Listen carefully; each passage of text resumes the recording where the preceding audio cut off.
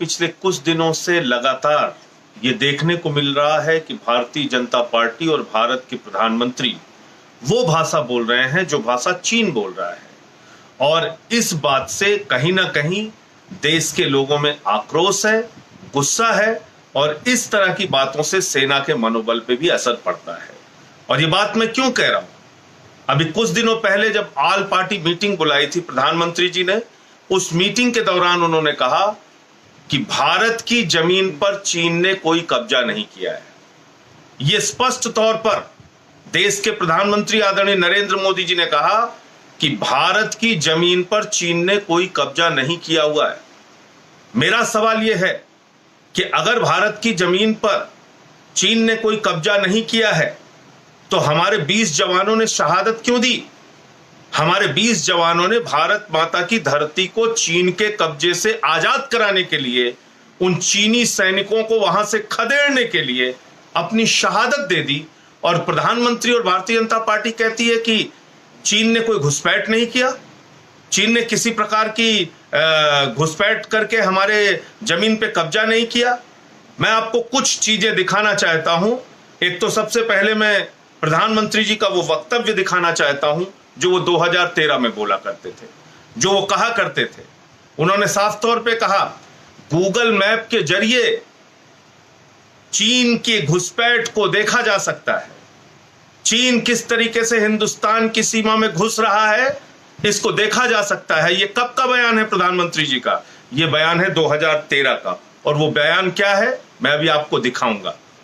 आज क्या Google map पर दिखाई पड़ना बंद हो गया है? आज क्या 2013 से 2020 में तकनीक कमजोर हो गई है? तमाम टीवी चैनल्स पे दिखाया गया, तमाम टीवी चैनल्स पे डिबेट हुए, और न सिर्फ मैं बल्कि सेना के तमाम पूर्व अधिकारी, सेना के तमाम जनरल, सेना के तमाम लेफ्टिनेंट जनरल, इन लोगों ने बाकायदा बयान दिया लिखकर कि चीन ने घुसपैठ की है। उन लोगों ने टीवी चैनल पे आके बयान दिया कि चीन ने घुसपैठ की है।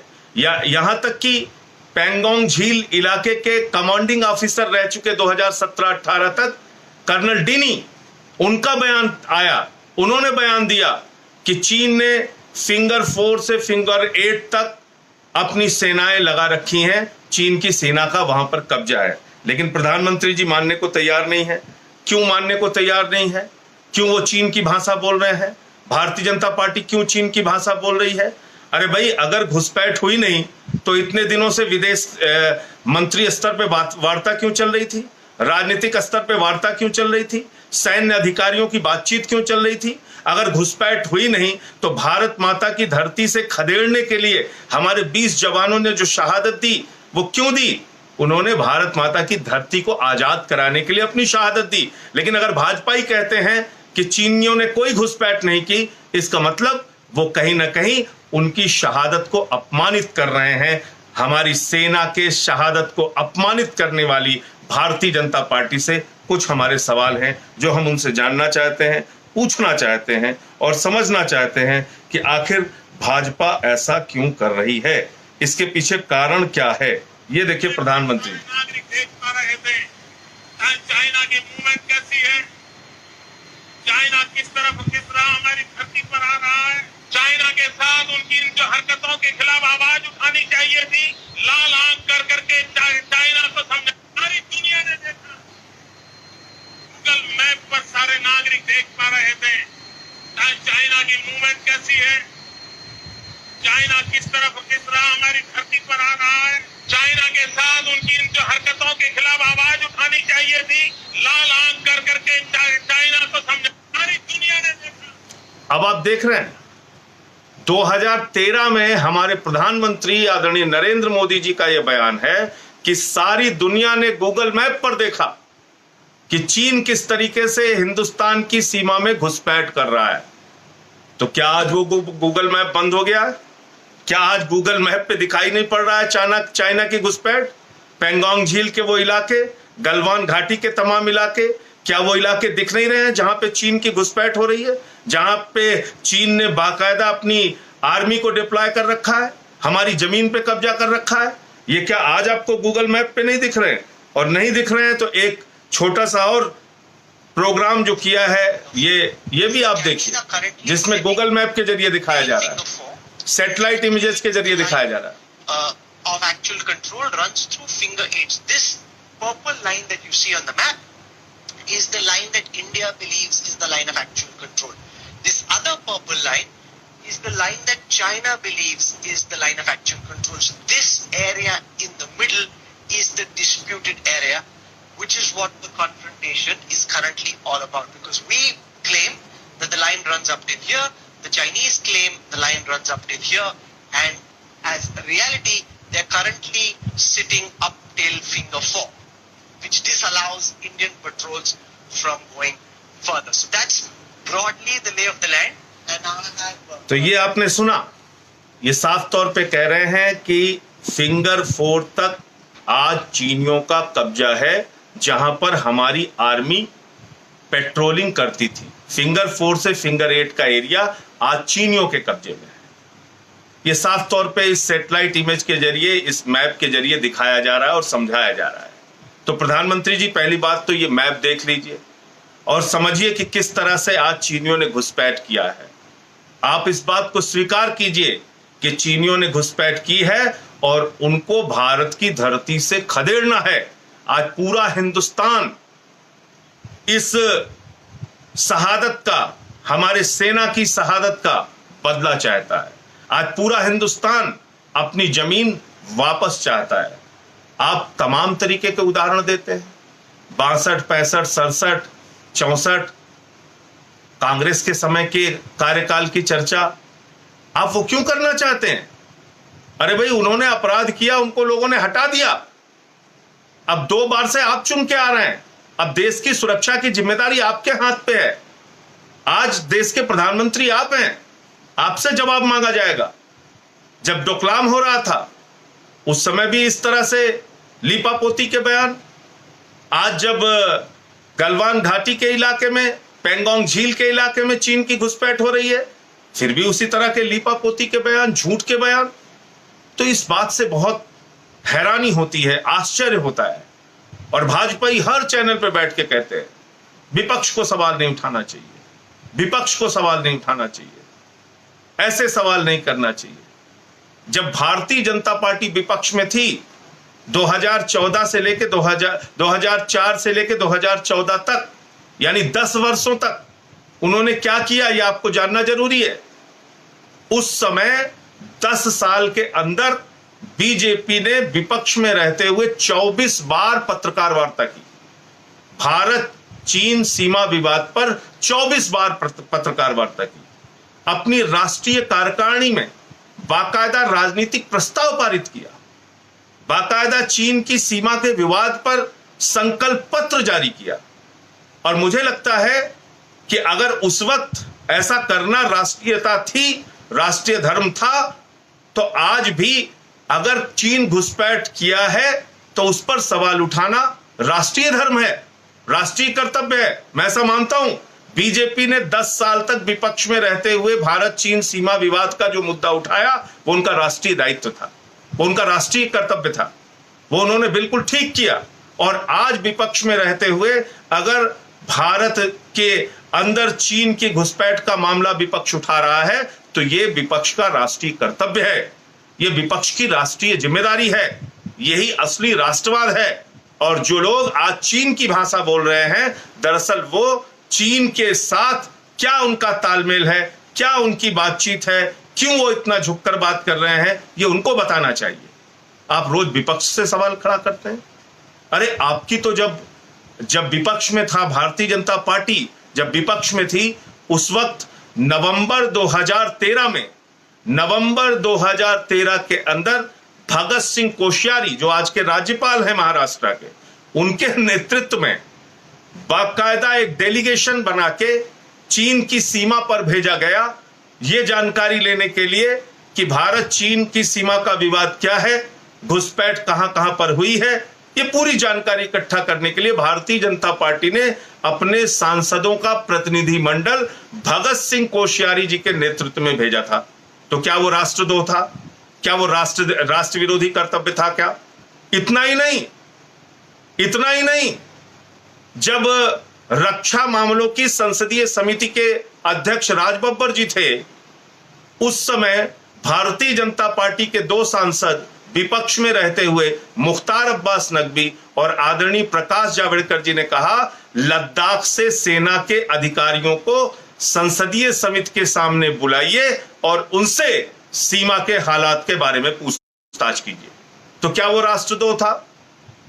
क्या आपको सेना की क्षमता पर, उनके पराक्रम पर विश्वास नहीं था?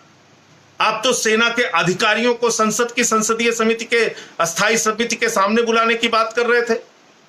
आप तो एक डेलीगेशन बना के चीन की सीमा पर भेज रहे थे। 24 बार आपने पत्रकार वार्ता की, चीन के मुद्दे पर अपना संकल्प पत्र जारी किया, अपना राजनीतिक प्रस्ताव जारी किया, राष्ट्रीय कार्यकारिणी में उस विषय पर चर्चा की। तो आज अगर विपक्ष आपसे सवाल पूछता है तो यह कोई अपराध नहीं है। 1962 में जब चीन के साथ युद्ध चल रहा था, संसद के अंदर स्वर्गीय अटल बिहारी वाजपेयी जी ने जवाहरलाल नेहरू पर महापाप करने का आरोप लगाया। और मैं समझता हूं कि विपक्ष की जिम्मेदारी है, अगर हमारी सीमाएं सुरक्षित नहीं रहेंगी, राष्ट्र के गौरव के साथ कोई समझौता किया जाएगा, सेना के स्वाभिमान के साथ कोई समझौता किया जाएगा, तो सवाल उठाना हर एक हिंदुस्तानी का धर्म है, हर एक हिंदुस्तानी का कर्तव्य है। तो मैं पूछना चाहता हूं प्रधानमंत्री जी, आपने क्यों चीन की भाषा बोली? पूरी की पूरी भारतीय जनता पार्टी आज चीन की भाषा क्यों बोल रही है? क्यों कह रही है कि नहीं नहीं साहब, चीन ने कोई घुसपैठ नहीं किया? जब आप कहते हैं चीन ने कोई घुसपैठ नहीं किया, इसका मतलब आप हमारे 20 जवानों की शहादत को अपमानित करते हैं, क्योंकि हमारे जवानों ने शहादत दी भारत माता की धरती से चीनियों को खदेड़ने के लिए। अभी एक टीवी चैनल पे मैं बैठा था एक दिन, एबीपी न्यूज चैनल पे, उस पे रूबिका लियाकत जी बहस कर रही थी, उनकी हेडलाइन चल रही थी चीन भागा। तो मैंने कहा भाई आप तो प्रधानमंत्री जी से कॉन्ट्रडिक्ट कर रही हैं, प्रधानमंत्री जी से अलग बात आप कर रही हैं। आप बताइए, जब वो आया ही नहीं, प्रधानमंत्री जी कह रहे हैं, तो आप कह रही हैं भागा तो भागा कैसे फिर?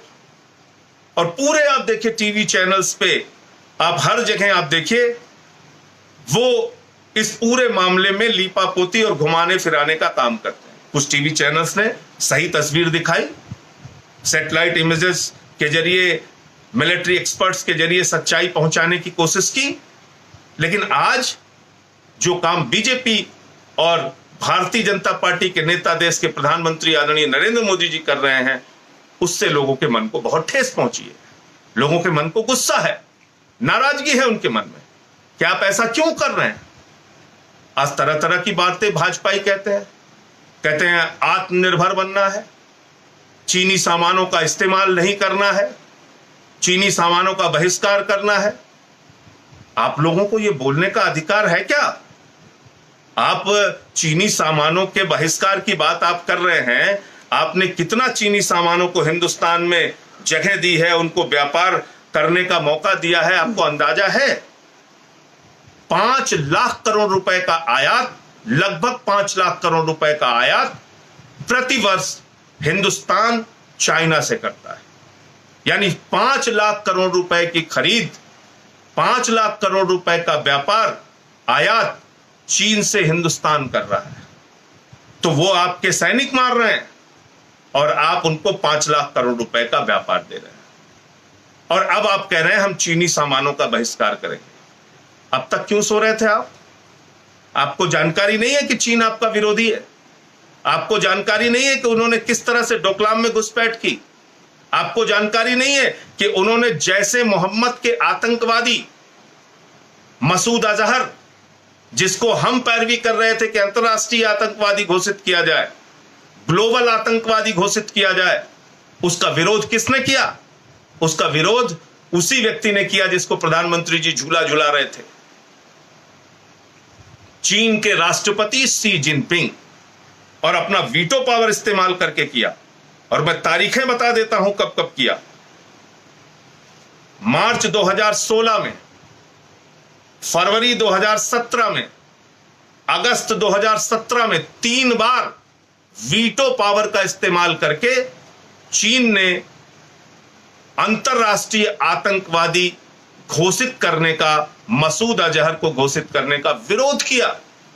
मौलाना मसूद अजहर, जो जैसे मोहम्मद का प्रमुख आतंकवादी है, तब आपको होश नहीं आया कि चीनी सामानों का बहिष्कार करना चाहिए, उनको आर्थिक रूप से चोट पहुंचानी चाहिए। 16 में, 17 में 2 बार, 3 बार विरोध किया। इतना ही नहीं, रसिया ने भारत का समर्थन किया, भारत को समर्थन किया कि यूनाइटेड नेशन की सिक्योरिटी काउंसिल में, संयुक्त राष्ट्र के सुरक्षा परिषद में परमानेंट मेंबरशिप भारत को मिलनी चाहिए, परमानेंट मेंबरशिप भारत को मिलनी चाहिए, अस्थाई सदस्यता भारत को मिलनी चाहिए। उसका विरोध किसने किया? उसका विरोध किया चीन ने। और यह ज्यादा पुरानी बात नहीं है, तो जनवरी 2020 की बात है। यह भी तो आप ही के कार्यकाल में हुआ, आपको दिखाई नहीं पड़ा। और आप छोड़ दीजिए, विरोध किया इन्होंने न्यूक्लियर सप्लायर ग्रुप, जिसके 48 देश सदस्य हैं, उसमें भारत भी सदस्य बने। इसका विरोध किसने किया? चीन ने किया। और उसकी भी तारीख जुलाई 2018, देख लीजिए ये सब निकाल के। न्यूक्लियर सप्लाई ग्रुप का सदस्य भारत बन सके, इसका भी विरोध चीन ने किया जुलाई 2018 में, 13 जुलाई 2018 को। तो अब आप ऐसे समझिए, हर चीज में आपका विरोध करने वाली चीन को आप व्यापार दिए जा रहे हैं, उनकी आर्थिक क्षेत्र में पूरी घुसपैठ कराया जा रहा है। और अब आप कह रहे हैं चीनी सामानों का बहिष्कार करो। भारतीय जनता पार्टी हिंदुस्तान की वो पार्टी है, राष्ट्र के साथ और राष्ट्र के व्यापारियों के साथ इतनी बड़ी चोट आपने पहुंचाया है, उनके पेट और पीठ पर लात मारने का काम, रिटेल में 100% एफडीआई लाने का काम आपकी सरकार ने किया। रिटेल में 100% विदेशी निवेश करने की छूट आपकी सरकार ने दी। और आज आप बहिष्कार की बात कर रहे हैं, आपको शर्म नहीं आती? 5 लाख करोड़ रुपए का व्यापार आप देते हैं, और किन किन क्षेत्रों में आप देते हैं वो सुन लीजिए। आज जैविक रसायन 12% आयात चीन से होता है, प्लास्टिक 44% आयात चीन से होता है, स्टील 17% आयात चीन से होता है, सोलर पैनल 75% आयात चीन से होता है, फार्मा ड्रग 69% यानी लगभग 70% इसका आयात चीन से होता है। यानी हिंदुस्तान में जो दवाएं बनती हैं उसमें 80% के लगभग रॉ मटेरियल चीन से आता है।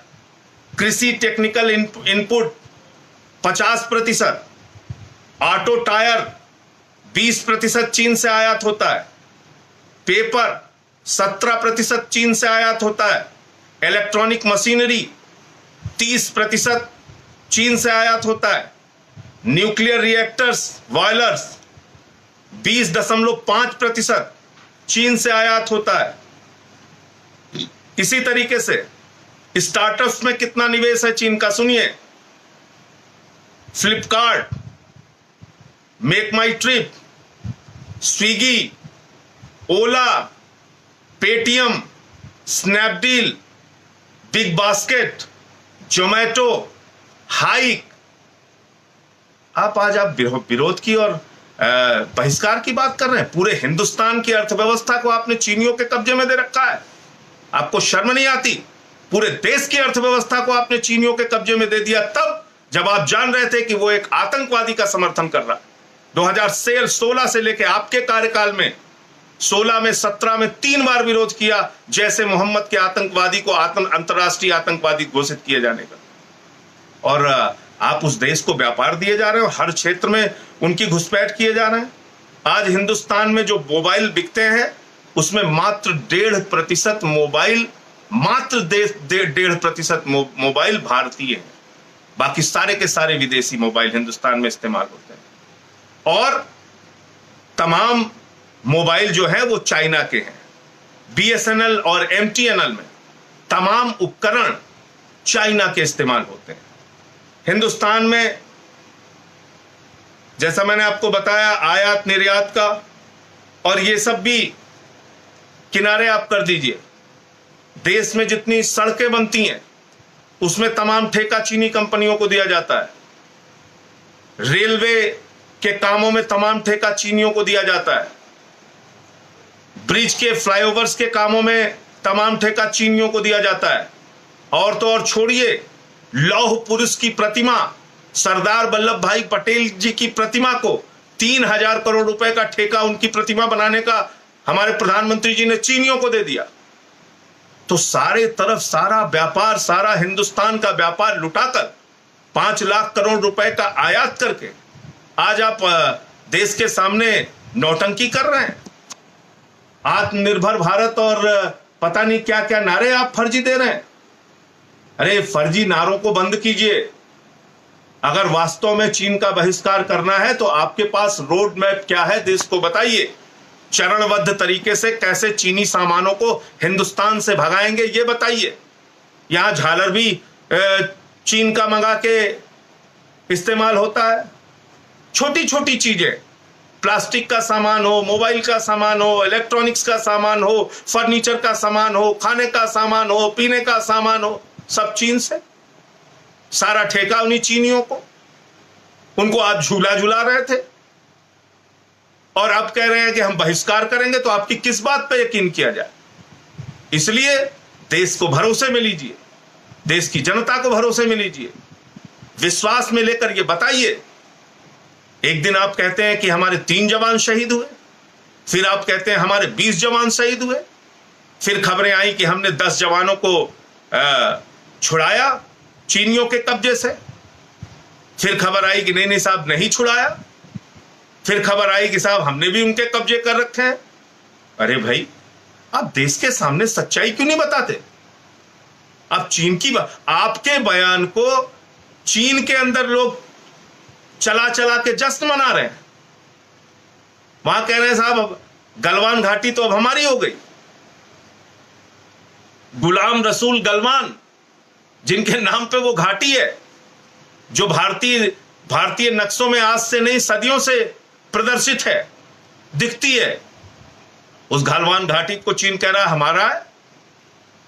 चीनियों को मुंहतोड़ जवाब दीजिए, चीनियों को मजबूती से जवाब दीजिए, उनकी भाषा में जवाब दीजिए। उनको आर्थिक स्तर पे भी कैसे हिंदुस्तान के बाजार से बाहर करना है, इसकी कार्य योजना बनाइए, रोड मैप बनाइए, देश के सामने रखिए और चरणबद्ध तरीके से कैसे चीन के सामान को यहां से आप निकालेंगे ये देश को बताइए, ये तरीका समझाइए। उन्माद में नहीं कि पता चला किसी हिंदुस्तानी ने मोबाइल की दुकान खोल ली है तो आप जाके उसकी दुकान जला दीजिए। इन उन्मादों से कुछ होने वाला नहीं है। उसने बेचारे ने तो अपनी जमीन बेच के दुकान खोली है, उसके यहां 2-3 हिंदुस्तानी ही रोजगार करते हैं, उनका मोबाइल का स्टोर जला के तुम क्या पालोगे? इसलिए बहिष्कार करना है तो सारे विकल्प हिंदुस्तान में तैयार कीजिए। पानी का व्यापार करने के लिए किसी चीन के कंपनी की जरूरत नहीं, फल का व्यापार करने के लिए किसी चीन के कंपनी की जरूरत नहीं, प्लास्टिक का व्यापार करने के लिए किसी चीन की कंपनी की जरूरत नहीं, झुनझुना बनाने के लिए, गुब्बारा बनाने के लिए, मट्टी के बर्तन बनाने के लिए चीन की जरूरत नहीं। हिंदुस्तान के व्यापार को आप संरक्षित कीजिए, सुरक्षित कीजिए, उनको सपोर्ट कीजिए, उनको इंसेंटिव दीजिए, उनको छूट सब्सिडी दीजिए, जिससे वो अपना व्यापार बढ़ा सके। हिंदुस्तान का व्यापारी आज की तारीख में आपने 4000 वस्तुएं जो सुरक्षित और संरक्षित थी कि इसमें हम बाहर से आयात नहीं करेंगे, वो धीरे धीरे कांग्रेस हो, बीजेपी हो, सबने आयात प्रतिबंध हटा दिया।